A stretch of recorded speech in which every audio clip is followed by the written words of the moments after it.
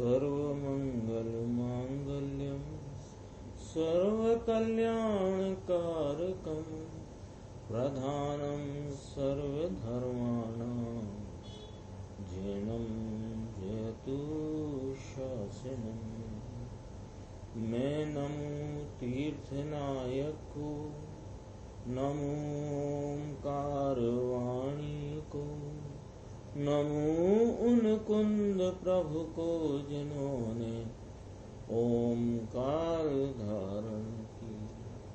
अहो उपकार जिनवर का, कुंद का दिव्य वाणी का, जिन कुंद धनि दाता उन कहान स्वामी का।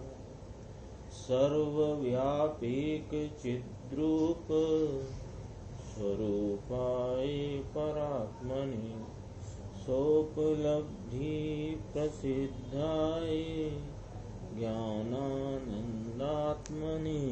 नमः। श्री प्रवचन सारथी परमागम, उसमें टीकाकार आचार्य भगवान अमृतचंद्र देव द्वारा जो परिशिष्ट लिखा गया है, उसमें 47 नयों के द्वारा अनंत धर्मों का अधिष्ठाता स्वामी जो एक द्रव्य आत्मा है, उसको किस प्रकार से वह जानने में आता है। तो कहा कि एक एक धर्म में व्यापने वाले एक एक नय, अर्थात अनंत धर्मों में व्यापने वाले अनंत नय और अनंत नय में व्यापने वाला एक शुद्ध ज्ञान प्रमाण, उसमें स्वानुभव पूर्वक यह आत्मा प्रमेय होता है। इस प्रकार इसमें अपनी द्रव्य नय नाम पहले नय की चर्चा चल रही है। 20 नंबर पेज है नय प्रज्ञापन नामक पुस्तक का, कि देखो जगत में आत्मा है और उस प्रत्येक आत्मा में अनंत धर्म है। उसमें मिला आपको, आगे पीछे होगा। उस प्रत्येक आत्मा में अनंत धर्म है, ऐसा वस्तु स्वरूप जो कहते हों वे ही देव गुरु शास्त्र सच्चे हैं। जगत में भिन्न भिन्न अनंत आत्मा और प्रत्येक आत्मा में अनंत धर्म, उसे जो नहीं स्वीकार करते वे कोई देव गुरु या शास्त्र सच्चे नहीं हैं। यानी जगत में अनंत आत्माएं हैं, वे अनंत आत्माएं भिन्न भिन्न हैं। तो जो अनंत आत्माओं की भिन्न भिन्न स्वतंत्र सत्ता और प्रत्येक सत्ता स्वरूप जो आत्मा है उसमें अनंत अनंत धर्म है, ऐसा जो स्वीकार नहीं करते वे ऐसा कहने वाले बताने वाले इस देव गुरु शास्त्र सच्चे नहीं है। तो कहते हैं ऐसे कुदेव कुगुरु कुशास्त्र को जो माने, जो आत्मा की भिन्न सत्ता का प्रतिपादन न करते हो, आत्मा अनंती जगत में हैं, वे सब भिन्न भिन्न अपनी अपनी स्व सत्ता से हैं, ऐसा जो प्रतिपादन न करें, अथवा एक द्रव्य का कार्य दूसरे द्रव्य से कह करके बता करके उनकी भिन्नता न रहने दें प्रतिपादन में, और एक एक आत्मा में पर्याय रूप योग्यता के अनंत धर्म पड़े हैं, स्वरूप रूप अपेक्षित धर्म भी मौजूद हैं, ऐसा जो स्वीकार नहीं करता, प्रतिपादन नहीं करता, वह कुदेव और कुगुरु और कुशास्त्र है। नाम कुछ भी लेता हो, ऐसे कुदेव कुगुरु कुशास्त्र को जो मानता है उसे तो अभी व्यवहार श्रद्धा का भी ठिकाना नहीं, वह तो धर्म से बहुत दूर है। वस्तु का स्वरूप जिस प्रकार से है उस प्रकार से ज्ञान में आए बिना ज्ञान स्थिर नहीं होता, और ज्ञान स्थिर हुए बिना विकल्प नहीं टूटता, यानी चित्त का मन का निरोध नहीं होता। ये बहुत गंभीर बात है और महत्वपूर्ण बात है, क्योंकि अभी अपन सबको यह आत्मा कौन है, कैसे प्राप्त होता है, इस जिज्ञासा से अपन ये बात सुन रहे हैं। ये बात समझने की हमारी चेष्टा इसलिए है कि हमको यह पता लगाना है कि यह आत्मा कौन है, यानी मैं कौन हूँ, मेरा क्या स्वरूप है और मुझे मैं कैसे अनुभव में आऊं, ये जिसको जिज्ञासा है उसको कहते हैं कि भाई पहले इस बात को समझ लो कि जो तुम आत्मा हो, वस्तु पदार्थ हो, इसका स्वरूप जिस प्रकार से है, किस प्रकार से, केवली परमात्मा ने जैसा देखा है वैसा कहा है, वैसा तुम जानोगे नहीं, तो जानोगे नहीं तो फिर स्थिर ज्ञान उपयोग जो वृत्ति है उपयोग की, जानने देखने की, वो स्थिर कैसे होगी। और वो जब तक स्थिर नहीं होगी तब तक विकल्प नहीं टूटेगा, और जब तक विकल्प नहीं टूटेगा तब तक आत्मा का खरा वास्तविक स्वरूप और उसकी प्रकटता वास्तविक वह तुम्हारे वेदन अनुभव संचेतन में आएगी नहीं। अर्थात चित्त का निरोध नहीं होता, मन के अवलंबन से विकल्पों की वृत्ति रुकती नहीं है। इसलिए क्या करना चाहिए, हमें क्या करना, हमारा प्रश्न खड़ा रहता है कि पहले क्या करें साहब कि हमें हमारे स्वरूप की प्राप्ति हो, संसार के परिभ्रमण का अंत हो और अनंत अनंत सुखी जो सिद्ध परमात्मा है ऐसी सिद्ध दशा हमको भी प्राप्त हो, ऐसा जो चाहते हों उनको क्या करना, उसका यहाँ निर्देश अपने को गुरुदेव से प्राप्त है कि देखो वस्तु स्वरूप को जैसा है वैसा जानकर, जहाँ माने कि जब ज्ञान उसमें एकाग्र हो तो वहाँ राग या विकल्प की उत्पत्ति ही नहीं होती। इसका नाम ही चित्त का निरोध है। ये मेरे चित्त में मन का अवलंबन लेकर के जो वर्तती हुई उपयोग की जानन देखन अवस्था है उसमें निरंतर बहिर्मुखता रहती है और स्वरूप में ज्ञान उपयोग स्थिर होता नहीं। इसलिए अनंत विकल्प, अनेक विकल्प एक के बाद एक चलते ही रहते हैं। वे विकल्प रुके तो निर्विकल्पता हो, निर्विकल्पता हो तो शांति और आनंद का वेदन हो, अन्यथा कैसे हो। तो कहते हैं कि इसके लिए तुम्हें कुछ नहीं करना, एक काम करना है कि जैसा वस्तु का स्वरूप है यथार्थ वैसा जानना है, और हाँ वैसा जानकर जब उसमें ज्ञान एकाग्र हो तो फिर राग या विकल्प जो है उसकी उत्पत्ति ही नहीं होती। इसका नाम ही चित्त का निरोध है, इसका नाम ही निर्विकल्प स्वयं संवेदन है, अथवा इसका नाम ही मैं कौन हूँ यह जानती हुई उपयोग की दशा परिणति है। इसके अतिरिक्त अभी अपना कहाँ चलता है, अभी अपना जितना भी पुरुषार्थ, क्या कहना उसको वास्तव में तो, लेकिन जितना प्रयास है, पुरुषार्थ इसलिए नहीं कहलाता, पुरुषार्थ तो वो कहलाए जो स्वरूप की तरफ ढले। बाहर की तरफ ढला हुआ तुम्हारा जितना उपयोग का पुरुषार्थ है, पुरुषार्थ फिर शब्द आ गया, उपयोग का प्रयास है, वो प्रयास अभी हमारा उल्टा चल रहा है। हम आत्मा के स्वरूप का निर्णय करने में बिल्कुल भी रुचि नहीं लेते, अपितु ये मेरे मन की वृत्ति रुक जाए, ये विकल्प हट जाए, विकल्प मिट जाए, विकल्प घट जाए, इसमें ही हमारा सारा प्रयास चल रहा है। हमारे अभी हम जब अपने आप को देखते हैं, विचार करते हैं, तो हमको लगता है कि अभी हमारे परिणाम ठीक नहीं चल रहे। परिणामों में बहुत क्रोध है, लोभ है, मान है, माया है। ये परिणाम ऐसे नहीं, परिणाम तो थोड़े हमारे ठीक होने चाहिए, यानी ये वाले हटने चाहिए और वे वाले आने चाहिए। अशुभ हट जाए, शुभ आ जाए, अथवा परिणाम पलट जाए, अथवा ये विकल्पों की वृत्ति मेरी कैसे ही करके रुक जाए, मुझे ये विकल्प भी न हो कि मैं शुद्धात्मा हूँ। ऐसी परिणति कब आएगी कि विकल्पों को देखने से तो भैया नहीं आएगी। तुम क्या कर रहे हो, तुम हम सबकी बात है, क्या कर रहे हैं कि विकल्प मिटाऊं, विकल्प घटाऊं, विकल्प हटाऊं, इसमें सारा प्रयास दौड़ रहा है। तो यहाँ कहते हैं कि मैं चित्त को रोकूं, मैं विकल्प को रोकूं, ऐसे नास्ति के लक्ष्य से कोई विकल्प नहीं टूटता, परंतु विकल्प उत्पन्न होता है। कोई कोई कहता है ना, हम तो भैया बस 24 घंटे एक ही बात मुख्य रखते हैं, मैं तो ज्ञायक प्रभु परमात्मा हूँ, तो अपने को तो कोई तकलीफ आए, कोई बात अपने अनुकूल न दिखे तो हम तो पहले ज्ञायक को याद करते हैं। ये कोई तरकीब ही नहीं है, ज्ञायक को याद कर लिया तो हो गया। ज्ञायक को याद करने की जरूरत नहीं है।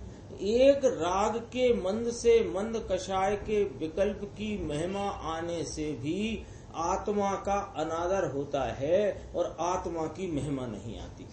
आत्मा की महिमा जिसको वर्तती है उसको सहज ही रुचि के उत्साह में वह वीर उपड़ करके यानी वह उछाला लेकर के उपयोग स्वयं अपने स्वरूप का आश्रय लेता है, तो विकल्प की उत्पत्ति नहीं होती। इसका सारा प्रयास विकल्पों को हटाने में लगा है। जैसे बाहर मच्छर बहुत काटते हो घर के बाहर, तो ये मच्छर हटा, ये मच्छर, ये वाला हट जाए, ये वाला हट जाए, ये वाला हट जाए, तो मच्छर हटाने के चक्कर में तो तुम लगे रहोगे तो रात भर मच्छर ही खाएंगे। इससे अच्छा है कि अपने घर के कमरे में आओ, दरवाजा बंद करो। तो ऐसे तुम ये विकल्प रोकूं, ये विकल्प रोकूं, ये नास्ति के लक्ष्य से कोई विकल्प नहीं टूटता, परंतु विकल्प उत्पन्न होता है। मैं चैतन्य मात्र स्वभाव हूँ, ऐसे अस्तित्व स्वभाव की ओर ज्ञान का जोर देने से उपयोग का जोर आना चाहिए। कैसे आएगा कि मैं उपयोग को पलटाऊं, मैं उपयोग को पलटाऊं, ऐसा नहीं है। मैं उपयोग स्वरूप हूँ और जगत में मुझसे उत्कृष्ट सर्वोत्कृष्ट मैं ही हूँ। मुझसे उत्कृष्ट जगत का कोई पदार्थ नहीं। वे सिद्ध भगवंत भी परमात्मा विराजते हैं, पर वे मेरे से अधिक उत्कृष्ट नहीं है, क्योंकि उनकी एक पर्याय को देख करके मैं उन्हें उत्कृष्ट देख रहा हूँ। सिद्ध भगवान की उत्कृष्टता हमारे चित्त में क्यों है कि सिद्ध भगवान की जो वर्तती वर्तमान अवस्था है वह परिपूर्ण निर्मल होने से सिद्ध भगवान हमें सर्वोत्कृष्ट दिखाई देते, लेकिन वह तो उनकी एक समय की अवस्था है। ऐसी अनंत अवस्थाओं की परिणमने की योग्यता वाला मैं वस्तु तत्व हूँ। ऐसी अपने आत्म तत्व की सर्वोत्कृष्टता को चित्त में लेकर के यह आत्मा का जैसा स्वरूप आचार्य भगवंतों ने, ज्ञानी धर्मात्माओं ने, सर्वज्ञ भगवान ने बताया, वैसा जाने, जान करके स्वरूप की महिमा के जोर में स्वभाव की ओर ज्ञान का जोर देने से चित्त का निरोध सहज हो जाता है। मन पावे विश्राम आता है ना, क्या है लाइन भूल जाते हैं, पहली लाइन क्या है, अनुभूति की है ना, अनुभव चिंता मणि रतन, अनुभव है रसकूप, अनुभव मार्ग मोक्ष का, अनुभव मोक्ष स्वरूप। ये अलग है। एक है मन पावे विश्राम। तो मन पावे विश्राम है ना, तो मन कैसे विश्राम को प्राप्त हो। अपन तो विषय पे जाओ, याद आया तो ठीक, नहीं आया कोई बात नहीं। मन कैसे विश्राम को प्राप्त होता है कि मन माने मन का अवलंबन कब छूटेगा कि जब आत्मा में वर्तता हुआ उपयोग आत्म स्वरूप में लगेगा तो छूटेगा। मन का विकल्प छोड़ूं, मन का अवलंबन छोड़ने से मन का अवलंबन नहीं छूटता है। ये यहाँ कहना चाहते हैं कि स्वभाव की एकाग्रता के जोर से राग का अभाव हो जाता है। तो जितना प्रतिपादन जिनवाणी में या जिनवाणी के वांचने वालों के द्वारा आया हो, राग को घटाओ, राग को मिटाओ, राग को बदलो, राग का ये करो, राग का वो करो, तो कहते हैं ये तुम्हारी प्रयास की दिशा गलत है। राग मेरे स्वरूप में नहीं, ऐसा निर्धारण करके एक चैतन्य सामान्य मात्र वस्तु में हूँ, ऐसा यदि आप अपने निर्णय में, निर्धारण में लोगे तो उसकी महिमा में वह जब उपयोग अपने स्वभाव का अवलंबन लेगा तो मन का अवलंबन टूट जाएगा और राग का अभाव हो जाएगा। इसलिए पहले पहले लिखा है ना, पहले, तो अपन सब दूसरे में है कि पहले में? जब तक अपने को स्वरूप का भान न हुआ, उसका स्वरूप संचेतन संवेदन न हुआ, तब तक अपन पहले में है। तो पहले में है तो पहले क्या करें प्रभु, कि पहले वस्तु के स्वभाव को समस्त पहलुओं से जैसा है वैसा जानना चाहिए। एक श्रोता ने बताया, देखो, वस्तु विचारत ध्यावते मन पावे विश्राम, रस स्वादत सुख उपजे अनुभव या को नाम। ये है वो पद जो है। हाँ, किसी ने बताया, वस्तु विचारत ध्यावते, वस्तु विचारत ध्यावते मन पावे विश्राम। तो वस्तु विचार, वस्तु का विचार कब होगा, कि वस्तु का जैसा यथार्थ स्वरूप है उसे जानोगे, उसे जानोगे तो वह विचार श्रेणी में आएगा। जब विचार श्रेणी में आएगा तो निर्णय होगा, निर्णय होने के बाद उसको ध्याय, ध्याय माने कि वो ज्ञान के उपयोग का उसको ही विषय बनाए, ध्यान इसी को तो कहते हैं। तो वो ध्यावे, तो ध्याय तो मन पावे विश्राम, मन को विश्राम देने से वस्तु ध्याई जाती है। ये नहीं लिखा है ज्ञानियों ने, ज्ञानियों ने दिशा बताई है कि नहीं बताई अपने को? तो ज्ञानियों ने ये ना बताया कि पहले मन को अंकुश लगा दो तो तुम्हें आत्मा ध्याना हो जाएगा, ये ना बताया। वस्तु विचारत ध्यावते मन पावे विश्राम, और अनुभव या को नाम रस स्वादत सुख उपजे। एक पूरा प्रैक्टिकल है, ये पद जो है प्रैक्टिकल है। कहाँ से, कि पहले में पहले क्या करे, कि वस्तु का जैसा स्वरूप है वैसा अनेक पहलुओं से जो जिनवाणी में धर्मात्माओं और परमात्माओं ने बताया है वैसा जानना, जानकर विचार में लेना, युक्ति और न्याय के अवलंबन से निर्णय करना, निर्णय करके उसको विषय बनाना, विषय बनाए तो मन पावे विश्राम। और फिर क्या होगा कि जैसे ही मन ने विश्राम पाया तो यहाँ रस स्वादत, रस माने वो मौसमी का रस निकालते हैं ना अपन, तो रस निकालते हैं तो मौसमी में जो है वो सबका वहाँ प्रकटपना होता है ना गिलास में। ऐसे स्वरूप का अवलंबन लेते अनंत गुणों की निर्मलता का रस, उसका स्वाद आता है और उसमें मुख्य है अतीन्द्रिय आनंद सुख। रस स्वादत सुख उपजे अनुभव या को ना। देखो, अब अपने सामने जो पैराग्राफ है इसके बाद, इस पे अपन ने परसों भी चर्चा की थी।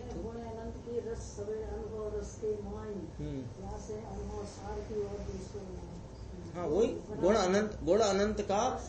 हाँ, ये जो गुरुदेव तो अनेक बार बताते हैं कि उपयोग को ढालने की मुख्यता का कथन है और आनंद के वेदन का मुख्य कथन है।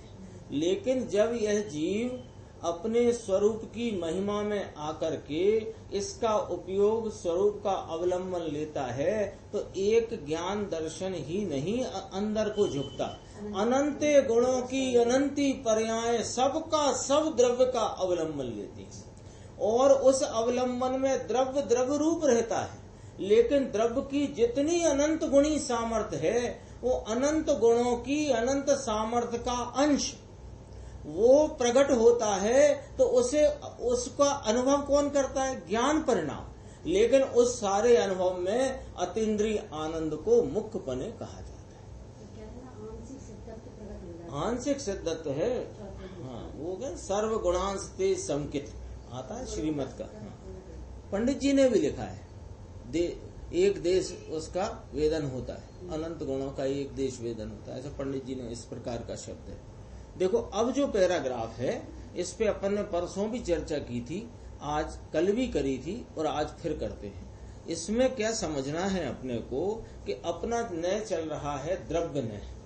तो इसमें आचार्य परमात्मा ने कहा कि द्रव्य नय से आत्मा चैतन्य मात्र है, जैसे कि वस्त्र वस्त्र मात्र है। आया था ना? तो ये द्रव्य नय का विषय कौन हुआ? चैतन्य मात्र सामान्य, ठीक है ना, चैतन्य मात्र सामान्य। पर ये द्रव्य नय का विषय है, द्रव्यार्थिक नय का नहीं है। ये चर्चा अपन ने परसों भी करी, कल भी करी, आज फिर आई है अपने सामने, फिर करेंगे। द्रव्यार्थिक नय का विषय अलग हुआ और द्रव्य नय का विषय अलग हुआ, तो है तो साफ दोनों चैतन्य सामान्य। द्रव्यार्थिक नय भी चैतन्य सामान्य को लक्ष्य करके परिणमता है, तो वहाँ अनुभव होता है, जो अपन अभी चर्चा कर रहे थे, रस स्वाद सुख उपजे अनुभव या को नाम। तो वो वहाँ कौन सा नय का प्रयोग हुआ कि द्रव्यार्थिक नय का प्रयोग हुआ, शुद्ध नय जिसे कहते हैं।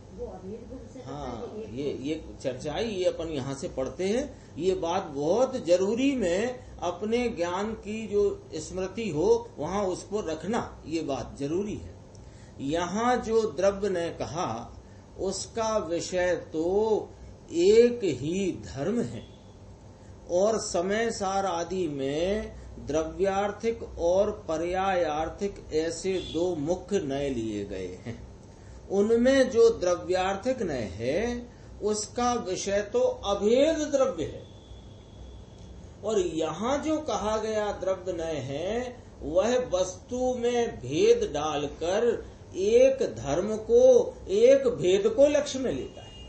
यानी अनंत भेद रूप अनंत धर्म स्वरूप वस्तु के एक सामान्य भेद को, यानी उसके सामान्य रूप धर्म को वह द्रव्य नय विषय करके, द्रव्य नय से यह आत्मा चैतन्य सामान्य है, ये एक भेद से आत्मा को जाना गया। लेकिन द्रव्यार्थिक नय तो भेद डाले बिना वर्तमान पर्याय को गौण करके अभेद द्रव्य को लक्ष्य में लेता है। फर्क क्या पड़ गया, दोबारा विचार। द्रव्य नय में अनंत भेद हैं, अनंत उसके धर्म है ना वस्तु के, तो अन्य धर्मों को गौण करके एक सामान्य द्रव्य नय का विषय जो सामान्य चैतन्य भाव, तो चैतन्य सामान्य को विषय किया, वहाँ अन्य धर्म गौण है और ये धर्म मुख्य है। तो अनंत धर्मों में एक धर्म को भेद करके पकड़ता है द्रव्य ने सामान्य चैतन्य सामान्य को, और जो द्रव्यार्थिक नय है वो भेद ही नहीं डालता है और अभेद वस्तु को अभेद पने पर वर्तमान पर्याय को गौण करके पकड़ता है। फर्क आ गया ना। द्रव्यार्थिक नय तो भेद डाले बिना वर्तमान पर्याय को गौण करके अभेद द्रव्य को लक्ष्य में लेता है। इस प्रकार दोनों के विषय में बहुत अंतर है। समय सार में कथित जो, यानी समय सार में जो कहा गया है वह शुद्ध निश्चय नय का विषय है, वह इस द्रव्य नय का विषय नहीं है। उस निश्चय नय का विषय तो वर्तमान अंश को तथा भेद को गौण करके पूरे अनंत गुण का पिंड है, और ये द्रव्य नय तो अनंत धर्मों में से एक धर्म का भेद डालकर विषय करता है। कौन? द्रव्य नय। अनंत धर्म है, उनमें एक धर्म को भेद रख करके अन्य सब धर्मों को गौण करके विषय करता है। और शुद्ध निश्चय नय का विषय, द्रव्यार्थिक नय का विषय, समय सार में जो शुद्ध नय कहा उसका विषय, वह अन्य सभी भेदों को छोड़कर, यानी भेद डालता ही नहीं, एक अभेद आत्मा को वर्तमान पर्याय से गौण करके देखता है। इस प्रकार की चर्चा है। देखो, अध्यात्म दृष्टि के नयों में तो निश्चय और व्यवहार अथवा द्रव्यार्थिक और पर्यायार्थिक ऐसे दो भाग पड़ते हैं, और यहाँ तो अनंत नय लेना है। वस्तु के अनंत धर्म, एक एक धर्म को जानने वाला जो ज्ञान का अंश, वह एक नय। वहाँ दो नयों में पूरा प्रमाण समाहित हो जाता है। वहाँ वस्तु को शुद्ध ज्ञान प्रमाण में कहो, अनुभव प्रमाण में कहो, तो दो नय का विषय बनता है ना। तो दो नय के विषय में एक नय को गौण करके शुद्ध निश्चय नय का विषय जब लक्ष्य किया, तो वहाँ अनुभव प्रमाण होता है। अनुभव प्रमाण होने से पर्याय कहीं चली जाती है, ऐसा नहीं है। वहाँ व्यवहार रूप जो भेद का भाव है वो व्यवहार वहाँ रहता है, निश्चय भी रहता है। और जब निर्णय लिया जाता है, उस निर्णय में भी जो वहाँ शैली है वो द्रव्यार्थिक पर्यायार्थिक दोनों के विषय को, उन दोनों के विषय स्वरूप वस्तु है ऐसा जानना, वो भी विकल्पात्मक शुद्ध ज्ञान में वह भी प्रमाण है। अब देखो, यहाँ तो श्रुत प्रमाण के अनंत नय कहे गए हैं। यहाँ कथित नयों का विषय एक एक धर्म है। ये बहुत इंपॉर्टेंट पैराग्राफ है, क्योंकि अभी तो अपन ने पहले नय से चर्चा शुरू करी है, 47 नय तक ये चलेगी। तो देखना, यहाँ जो नय कहे गए हैं उनका विषय एक एक धर्म है, और समय सार आदि में जो कहे गए हैं द्रव्यार्थिक नय का विषय तो धर्म का भेद डाले बिना अभेद वस्तु है। धर्म का भेद, गुण का भेद, ये भेद ही नहीं डालकर अभेद वस्तु है। और यहाँ जिसे द्रव्य ने कहा है वह अध्यात्म दृष्टि के कथन में तो पर्याय आर्थिक नय में अथवा व्यवहार नय में जाता है। आ गई बात इस पर। यहाँ जो द्रव्य नय है वो व्यवहार नय है वहाँ की शैली में।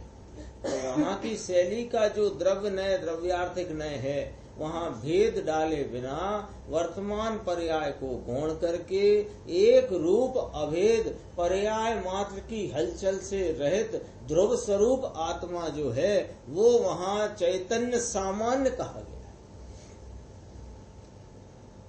इस परिशिष्ट में ज्ञान प्रधान वर्णन है, प्रमाण से वर्णन है, इसलिए बंध मोक्ष की पर्याय को भी इन नयों की जो सिलसिला है इसमें निश्चय में गिना होगा।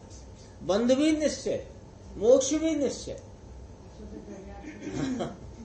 वो, जबकि वहाँ वो पर्याय आर्थिक का विषय, जबकि समय सार आदि में कहे गए निश्चय नय के विषय में तो कहते हैं आत्मा को तो बंध मोक्ष है ही नहीं। गाथा 320 आती है। इस प्रकार भिन्न भिन्न अपेक्षा से जैसा कहा है वैसा बराबर समझना चाहिए। द्रव्य नय से आत्मा चैतन्य मात्र है, यह बात की। अब उस द्रव्य नय के सामने यानी अगला नय पर्याय नय की बात करें। नीचे एक बॉक्स है, उसमें शायद नहीं होगा, है ना, मैं पढ़ देता हूँ बॉक्स से, जिन लोग के पास होगा ना PDF।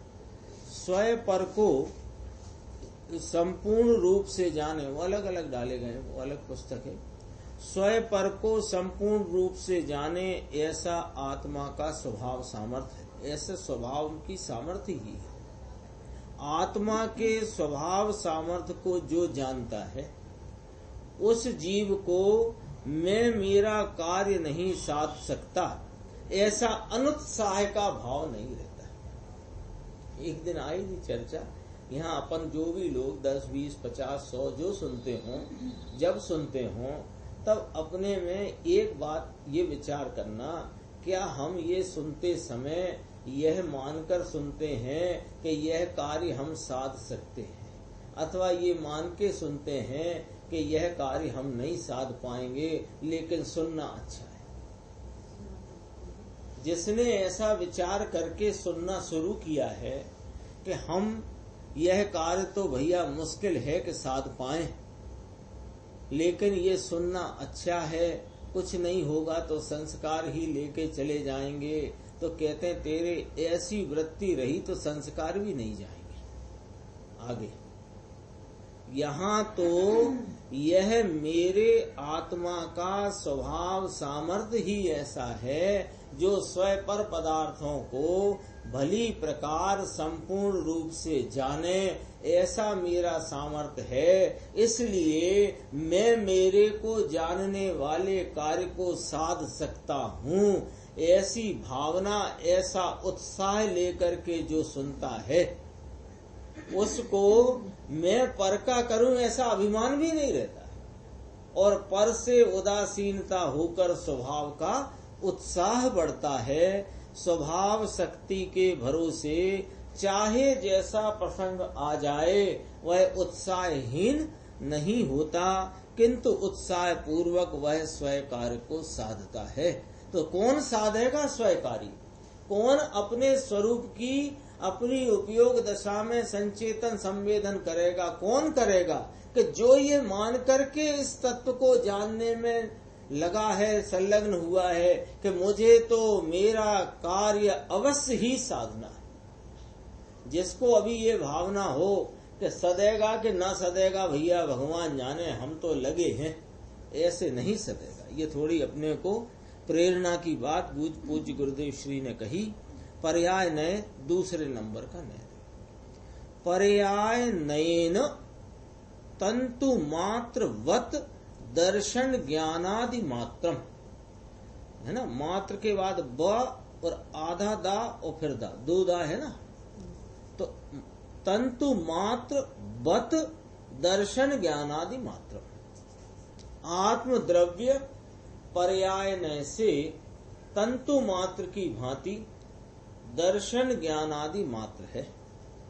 आत्म द्रव्य पर्याय नय से तंतु मात्र की भांति दर्शन ज्ञानादि मात्र। इसको ऐसे पढ़ो, आत्म द्रव्य पर्याय नय से दर्शन ज्ञानादि मात्र है तंतु मात्र की भांति। अब ब्रैकेट पढ़ते हैं, अर्थात आत्मा पर्याय नय से दर्शन ज्ञान चारित्र आदि मात्र है, जैसे कि वस्त्र तंतु मात्र है। ये इसकी स्पष्टता कर रहे, एक लाइन है ना, एक लाइन गंभीर बहुत है। इसका खुलासा, अनंत धर्मात्मक आत्मद्रव्य है। हर नय के पहले ये बात याद रखना है, अनंत धर्मों का अधिष्ठाता स्वामी में एक द्रव्य हूँ। जो अनंत धर्म है उनमें व्यापने वाले एक एक नय, ऐसे अनंत धर्मों में व्यापने वाले अनंत नय, उन अनंत नयों में व्यापने वाला एक शुद्ध ज्ञान, उसके उस शुद्ध ज्ञान में स्वानुभव पूर्वक प्रमेय होता है, वह मैं आत्मा हूँ। ये याद रखना है हर बार। तो अनंत धर्मात्मक आत्मद्रव्य है, वह पर्याय नय से तंतु मात्र की भांति दर्शन ज्ञानादि मात्र है, जैसे वस्त्र तंतु मात्र है। ऐसे आत्मा पर्याय नय से दर्शन ज्ञान चारित्र आदि मात्र है। अब देखो इसकी खुलासा, पर्याय नय वह शुद्ध ज्ञान का प्रकार है, अपन है ना।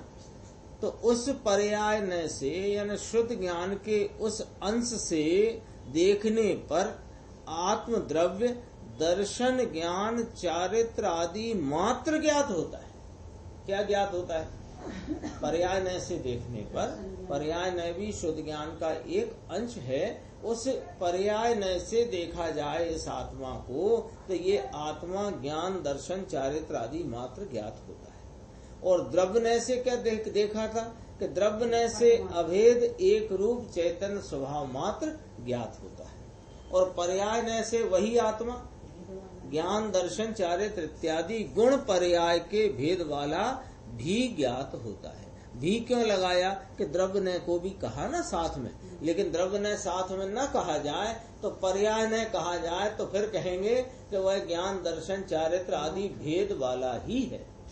और द्रव्य नय से वह चैतन्य सामान्य है, और पर्याय नय से वह ज्ञान दर्शन चारित्र आदि गुण पर्याय भेद वाला भी है। ऐसा अब कहते हैं भेद वाला भी ज्ञात होता है, ऐसा आत्मा का स्वभाव है।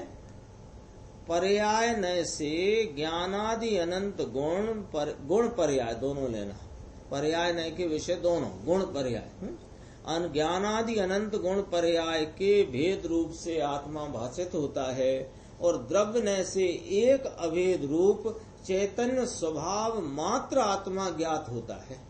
क्या है फिर वस्तु? कि वस्तु एक है, परंतु उसमें पहलू अनेक हैं। वस्तु सामान्य स्वरूप भी है और वस्तु विशेष स्वरूप भी है, यानी वस्तु द्रव्य स्वरूप भी है, वस्तु पर्याय स्वरूप भी है।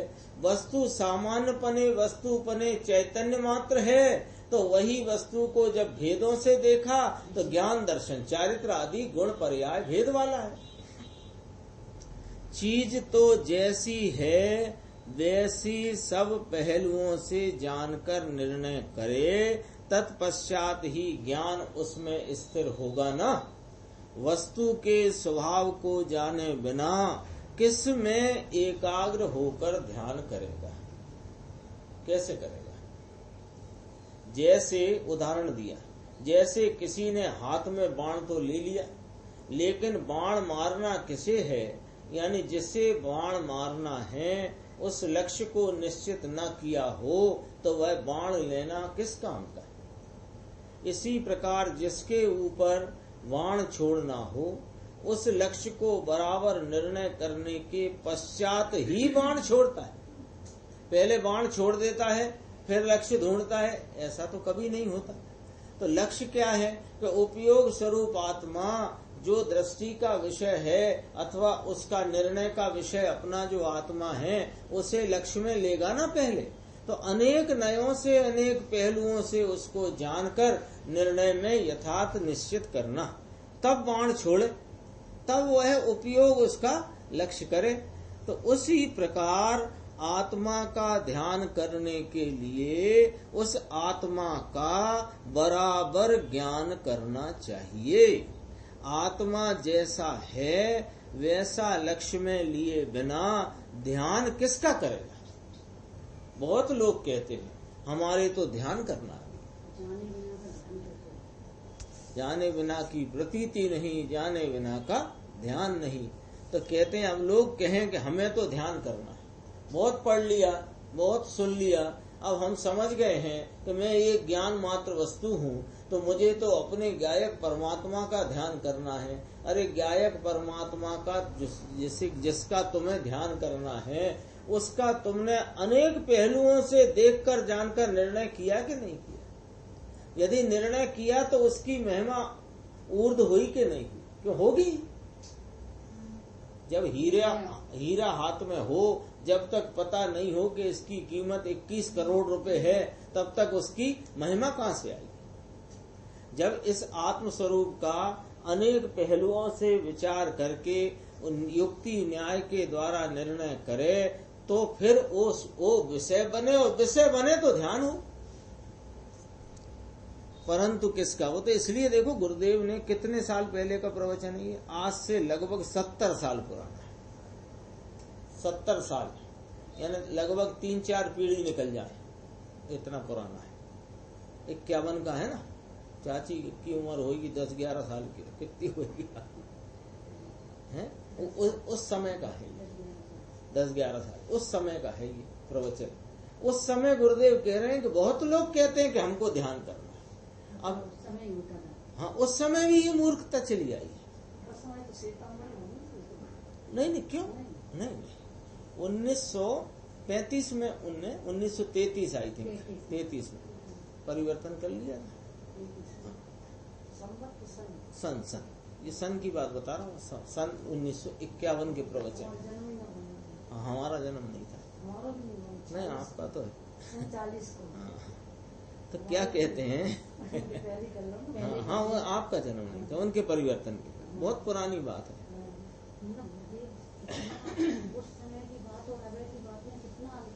एक हाँ, अब हाँ नहीं, एक समाज में वही समस्याएं आज भी व्याप्त हैं, ये कहना।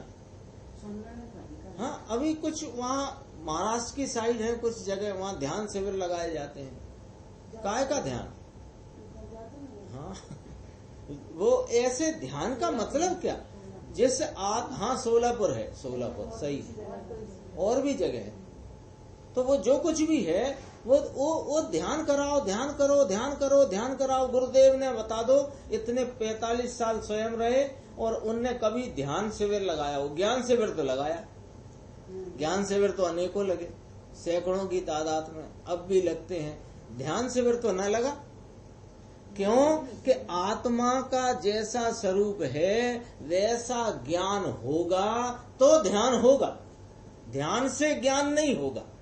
ज्ञान होगा तो ध्यान होगा, परंतु किसका ध्यान में लेने योग्य आत्मा का स्वभाव क्या है, यह जाने बिना उसका ध्यान किस प्रकार करेगा।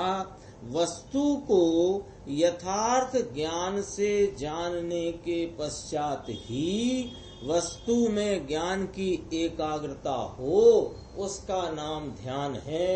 यानी क्या मतलब निकला इस चर्चा का कि जिसे वस्तु का सच्चा ज्ञान ही नहीं उसे तो ज्ञान की एकाग्रता रूप ध्यान भी नहीं होता, और एकाग्रता ही मोक्ष का मार्ग है, और वह पदार्थों के निश्चयवान को होती है, और पदार्थों का निश्चय आगम के सेवन से होता है। आई थी ना चर्चा 232 गाथा।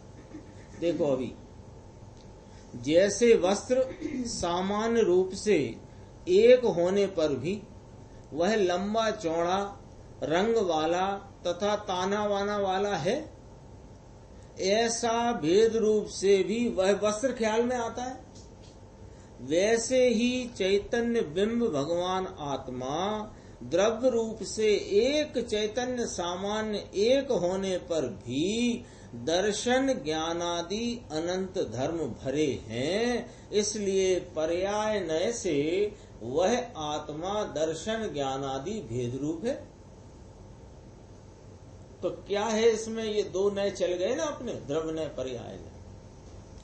कहते हैं कि द्रव्य रूप से देखने पर भेद गौण होकर एक और चिन्ह मात्र भाषित होता है, और वही आत्मा पर्याय नय से देखने पर दर्शन ज्ञान चारित्र आदि गुण पर्यायों के भेद रूप भी भाषित होता है।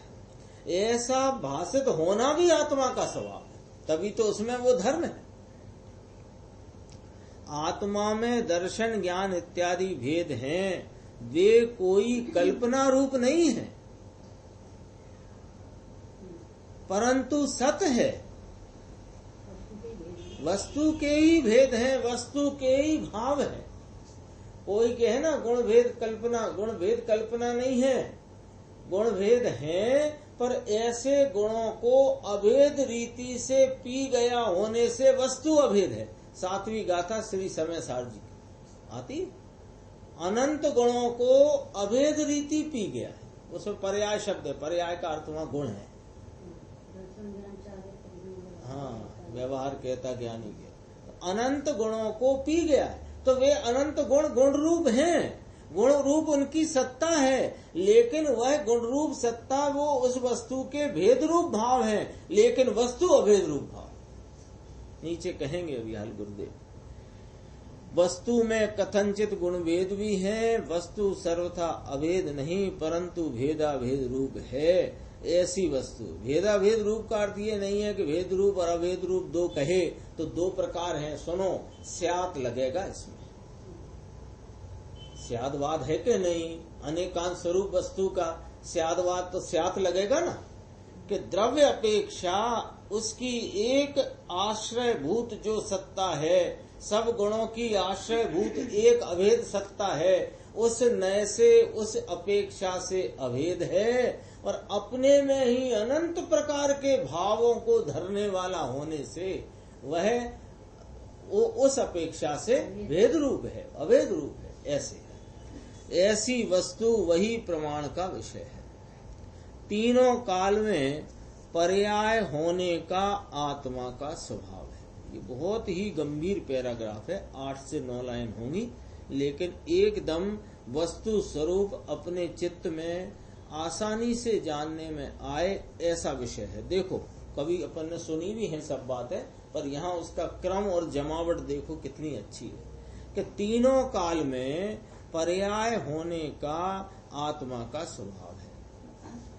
आत्मा वस्तु है तो वह कैसी है कि अनादि अनिधन वस्तु है।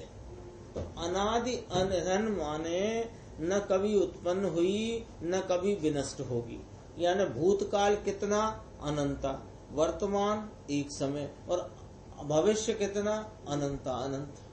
तो ये तीन काल कैसे हुए कि ये वस्तु तीन काल सिद्ध हो गई कि नहीं हो गई?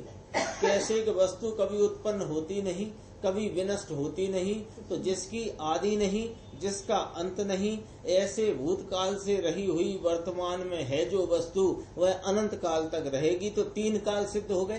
तो तीनों काल में रहने वाली वस्तु, उसका प्रत्येक समय पर्याय होने का स्वभाव है। पर्याय माने उसके अनंत भावों की व्यक्तता प्रत्येक समय में होए, ऐसा उसका स्वभाव है। वस्तु में गुण भेद पड़े उन्हें भी पर्याय कहा जाता है, और विशेष अवस्था हो उसे भी पर्याय कहा जाता है। यहाँ पर्याय नय में गुण भेद भी लेना, पर्याय भेद भी लेना। तो गुण भेद पढ़ते हैं उन्हें भी पर्याय कहते हैं, और विशेष अवस्था हो उसे भी पर्याय कहा जाता है। द्रव्य नय से वस्तु नित्य एक रूप होने पर भी पर्याय नय से उसमें तीनों काल नई नई अवस्था हुआ करती है, ऐसा आत्मा का वस्तु का स्वभाव है। तो इसमें क्या नक्की हुआ कि आत्मा की कोई पर्याय पर के कारण नहीं होती। पर के कारण क्यों नहीं होती? कि इसका अपना ही ऐसा स्वभाव है कि तीनों काल में रहने वाले इस चैतन्य सामान्य वस्तु के प्रत्येक समय में नई नई अवस्था जो होती है वह उसके इस प्रकार नई अवस्था होने का अपना स्वभाव है। तो ये जब आत्मा का ही स्वभाव है तो वर्तमान में जो कुछ भी नई नई पर्याय अवस्था होती है वो पर्याय अवस्था पर के कारण से हो, ऐसा रहा ही नहीं। क्यों? कि ये तो इसका अपना ही स्वभाव है। भाई एक गिलास दूध में 2 चम्मच शक्कर डाली, तो 2 चम्मच शक्कर डाली तो शक्कर का मीठे बने व्यक्त होने का स्वभाव ही है। तो वो शक्कर को वो दूध मीठा करने के लिए अन्य किसकी आवश्यकता है? अन्य किसी चीज की आवश्यकता नहीं। क्यों नहीं? कि वह तो उसका अपना स्वभाव ही है इस प्रकार मीठे रूप व्यक्त होना। ऐसे आत्मा की प्रत्येक समय में होने वाली नई नई अवस्था जो है, ऐसे परिणमन का भाव स्वभाव आत्मा का है। इसलिए कोई अवस्था कोई पर्याय आत्मा की पर के कारण नहीं होती, परंतु अपने पर्याय स्वभाव से ही उसकी पर्याय तीनों काल होती रहती हुआ करती है। अब देखो जरा क्या कहते हैं। आत्मा में पर्याय धर्म कब नहीं है? सदा है। यदि आत्मा के पर्याय धर्म को जाने, यानी अभी अपने को पर्याय नय से आत्मा ज्ञान दर्शन चारित्र आदि गुण पर्याय भेद वाला है, ये बात अपने को जानने से लाभ क्या? द्रव्य नय से मैं चैतन्य मात्र हूँ ये जाना, पर्याय नय से मैं ज्ञान दर्शन चारित्र आदि गुण पर्याय भेद वाला हूँ ये जाना, तो लाभ क्या? कि सुनो, यदि आत्मा के पर्याय धर्म को जाने माने तो पर के आश्रय से अपनी पर्याय होना नहीं मानेगा।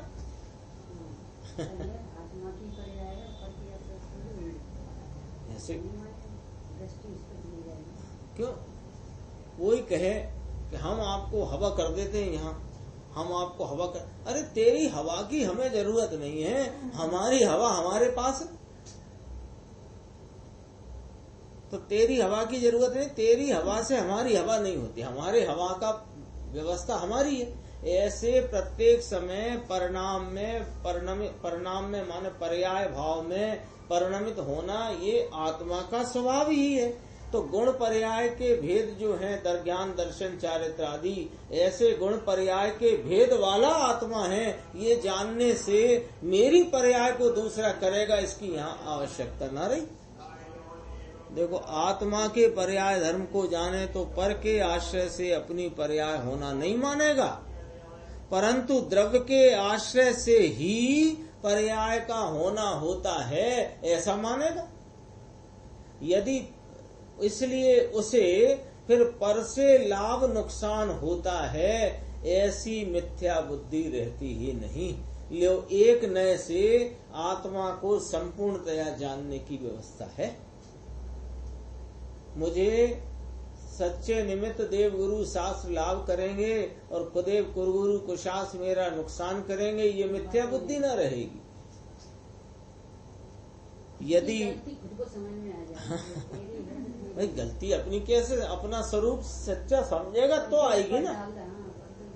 अभी क्या करता है, गलतियों का सारा ठीकरा दूसरे के सिर फोड़ता है, खुद क्रोध से परिणमित होता है खुद अपने स्वभाव को भूलकर कषायों में रंजित होता है और कर्म के उदय को दोष देता है। ये भाई साहब आए तो भाई साहब कहाँ से आए, तुम्हारा उदय की ये दुश्मन बन के आए तुम्हारा, तो उदय को दोष दे देगा। यदि पर से अपनी पर्याय में लाभ नुकसान यदि जो मानता है तो उसने आत्मा के पर्याय धर्म को वास्तव में नहीं जाना है। द्रव्य नय से, बहुत गंभीर है ये, देखो 2 लाइन, द्रव्य नय से निगोध से सिद्ध तक सदा ही आत्मा एक रूप है। क्यों कि द्रव्य नय वह पर्यायों के, संसारी मोक्ष के, सुखी दुखी के ऐसे भेद नहीं देखता है। तो द्रव्य नय से यह आत्मा कैसा ज्ञात हुआ कि यह चैतन्य मात्र एक रूप है, तो संसारी और निगोध और सिद्ध इनमें कोई फर्क दिखा कि नहीं। अब न्यून पर्याय या अधिक पर्याय ऐसे भेद उसमें नहीं, क्योंकि द्रव्य नय से तो आत्मा चैतन्य मात्र है। परंतु वही आत्मा उसी समय में पर्याय नय से वह भेद रूप, जिस समय संसारी और मोक्ष के भेद के बिना का है आत्मा, उसी समय न्यू अल्प पर्याय और मिथ्या पर्याय से संसारी है उसी समय। संसार मोक्ष ऐसी पर्याय रूप से आत्मा स्वयं परिणमता है, कर्म नहीं परिणमता है संसार मोक्ष रूप से। कर्म तो कर्म रूप परिणमता है, पुद्गल या कर्म रूप परिणमता है। पर्याय धर्म अपना है, किसी दूसरी चीज के कारण से उसका नाम मेरा आत्मा का पर्याय धर्म नहीं होता। यदि दूसरा पदार्थ इस आत्मा की पर्याय करे तो आत्मा के पर्याय धर्म ने क्या किया। पर्याय न से आचार्य परमात्मा ने कहा कि सर्वज्ञ भगवान फरमाते हैं कि यह आत्मा पर्याय न से ज्ञान दर्शन चारित्र आदि गुण पर्याय भेद वाला है। जैसे कि यह वस्त्र ताने वाने वाला लाल पीला गुलाबी है, ऐसे ये आत्मा है। अब ये यदि जो नहीं जानेगा तो क्या होगा कि पर्याय में पलटन तो है।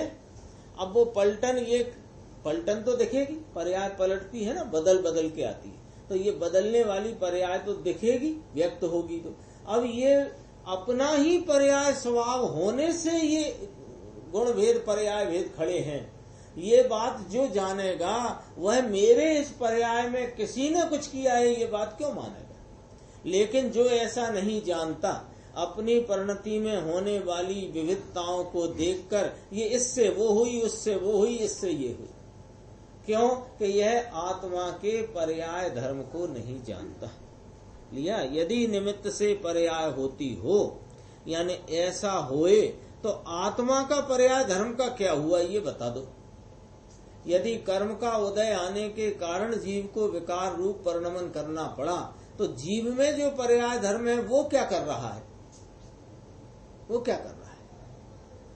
अपनी अनादि अनंत पर्याय स्वयं से ही होती हैं। ऐसे यदि अपने पर्याय धर्म को न जाने तो इसका ज्ञान प्रमाण न हुआ। स्वभाव सन्मुख ढलता हुआ ज्ञान प्रमाण पूर्वक ही ढलता है। वस्तु स्थिति जानकर ज्ञान प्रमाण हुए बिना वह वस्तु स्वभाव में ढलता ही नहीं, इसलिए उसे आत्मा का अनुभव होता ही नहीं। प्रश्न यदि हो हमारे आपके चित्त में कि महाराज हम सब तो कर रहे हैं, हम तो समझो 25 साल 40 साल 50 साल 10 साल 2 साल 5 साल, ये आपने कहा कि एक गुरुदेव से ही हमें यह तत्व मिलेगा और कहीं नहीं मिलेगा, तो हम उसमें भी एकदम अत्यंत श्रद्धावान होकर के उसी तत्व का पठन पाठन चिंतन कर रहे हैं, फिर भी यह हमारा उपयोग ज्ञान स्वभाव में क्यों नहीं ढल रहा, क्या कसर रह जाती है। कि तुमने इस आत्मा का जैसा स्वरूप गुरुदेव श्री ने आचार्य भगवंतों की वाणी का रहस्य खोल के बताया और आचार्य भगवंतों ने सर्वज्ञ की बात गणधर परमात्मा की बात को बताया, उस प्रकार जैसा आत्मा है वैसा तुमने देखा जाना ही कब है। वैसा तुमने अपने ज्ञान में, शुद्ध ज्ञान में वैसा प्रमाण खड़ा ही कहाँ किया है। यदि वैसा प्रमाण खड़ा करो और उपयोग पलट करके अपने स्वभाव का आलम्बन न ले तो यह अनंत ज्ञानी कहते हैं कि मुझसे ले जाना तुम्हारा ये काम। जो कहते हैं वो करते नहीं, और जो नहीं करना है उसी को करते हैं और फिर कहते हैं कि अनुभव होता नहीं। डॉक्टर साहब को दिखाया, पर्चा भी लाए, दवाई भी खरीद ली, और दवाई और पर्चा अलमारी में, और भाई साहब सोफा सेट पे। अब कितने दिन में ठीक होंगे। यदि द्रव्य नय से भी आत्मा को संसार होए तो वह संसार नित्य रहा ही करे, और यदि पर्याय नय से भी आत्मा को संसार ना हो तो आत्मा मुक्ति होना चाहिए। इसलिए दोनों नय से वस्तु के स्वरूप को जानना चाहिए। यदि द्रव्य नय से आत्म द्रव्य में संसार होए तो वह मिटेगा कैसे। यदि द्रव्य नय से ही हम आत्म द्रव्य में संसार मान लें तो अब ये तो द्रव्य नय से है ना, ये तो सदा एक रूप वाला भाव है, तो सदा एक रूप है तो संसार बना ही रहेगा, मिटेगा कैसे। और पर्याय में संसार है तो जिस पर्याय में संसार है उसका ही अवलंबन लेने से संसार कैसे मिटेगा। बहुत तो लॉजिक से बात है। बोलो, जो स्वयं पर्याय, जो स्वयं संसार रूप परिणमित है, उसका आलम्बन लेने से तेरा संसार कैसे मिटेगा।